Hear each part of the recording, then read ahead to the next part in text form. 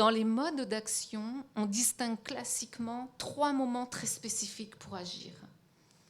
Quand les dangers existent, mais le risque ne s'exprime pas, tout le monde va bien, on peut faire de la prévention, on dit qu'on fait de la prévention primaire. C'est le rêve, c'est ce qui est souhaité. Et ce mécanisme d'éveil continu, c'est ce vers quoi l'État souhaite que les employeurs aillent. Donc, il n'y a pas de danger, mais on est dans une veille continue d'amélioration parce que vous savez que ce sont des sombres précurseurs et que l'atteinte à la santé, c'est un échec parce que c'est l'aboutissement d'accumulation de difficultés subjectives. Donc, bien avant l'atteinte à la santé, il y a on appelle ça des signaux faibles qui sont très intéressants parce qu'on agit avant d'avoir des personnes mal. On a cette prévention primaire qui permet d'identifier. Une démarche de questionnaire comme celle qui a été faite permet de travailler, de construire la connaissance des facteurs de risque qui s'incarnent chez vous. On a ensuite la prévention secondaire. Donc là, ça veut dire que des gens commencent à être atteints. Et là, il faut identifier l'atteinte. Il faut protéger les personnes.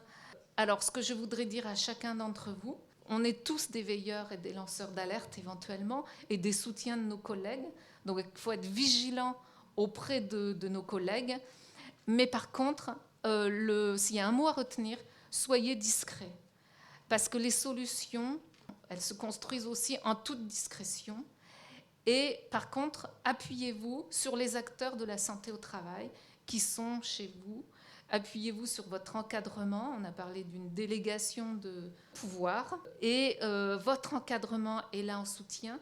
Il n'a pas lui-même à prendre en charge nécessairement, mais il a un devoir d'informer la direction, de faire remonter l'information pour que dans l'organisation, il y ait une vigilance sur ces questions-là.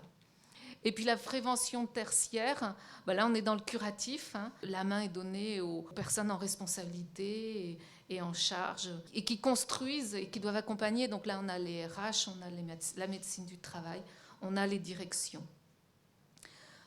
Le but de l'évaluation des facteurs de risque, c'est d'aboutir à des plans d'action qui peuvent passer par le document unique, puisqu'on va pouvoir mettre, si je vais voir un service, on va pouvoir caractériser ce qui se passe, on va pouvoir le mettre dans le document unique.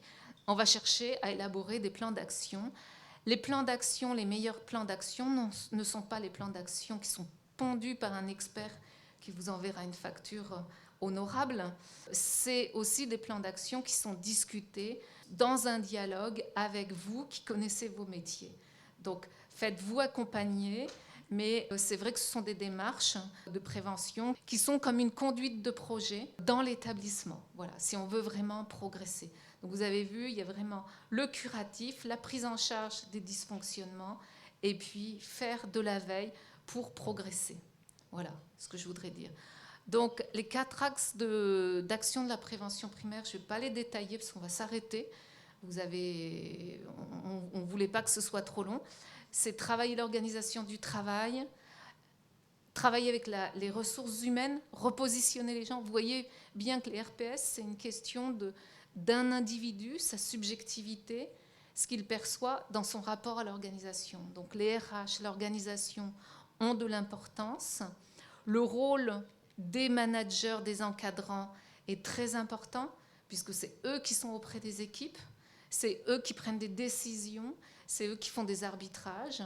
Donc, mettre un couvercle sur l'affaire, ça permet de passer à court terme, mais à long terme, ça ne marche pas. Et la conduite du changement. Donc, tout ça, ce sont vraiment des prérogatives. Changement technologique, changement organisationnel. On sait bien que nos structures, nos établissements et la fonction publique est en changement. On a d'autres registres d'action sur la prévention secondaire et la prévention tertiaire. Et ce que je voulais vous dire, et je souhaitais finir là-dessus, les meilleures actions sont celles qui sont adaptées à vos spécificités. Donc, évitez, il y a des mesures peut-être d'urgence et générales, mais si on en connaissait, on n'en aurait pas. Et le législateur, il vous pousse aussi dans une dynamique pour trouver des solutions adaptées qui ne sont pas forcément les plus chères. La prévention des risques psychosociaux, c'est une culture. Si tout le monde a cette sensibilisation, y revient, y réfléchit, eh bien, les risques psychosociaux sont une dimension, c'est-à-dire intégrer dans les décisions qui sont prises au quotidien, une prise en compte de l'impact et du sens du travail. Quel impact ça a sur le sens du travail? Donc, et ça, il ne faut pas s'oublier là-dedans. Par exemple, vous soignez, il y a l'impact sur les patients, mais des fois, les soignants oublient leurs propres conditions de travail. Voilà. Donc, connaissez les acteurs de la santé au travail qui sont chez vous, qui sont aussi l'assistant de prévention, les RH, votre hiérarchie, les syndicats. Ils ont un rôle, ils jouent au sein du CHSCT, c'est une instance pour en discuter. Et puis, il y a des actions à faire au niveau individuel. Il y a des actions à faire dans le fonctionnement collectif. Donc, on voit bien le rôle des encadrants. Il faut qu'ils soient sensibilisés, qu'ils aient envie.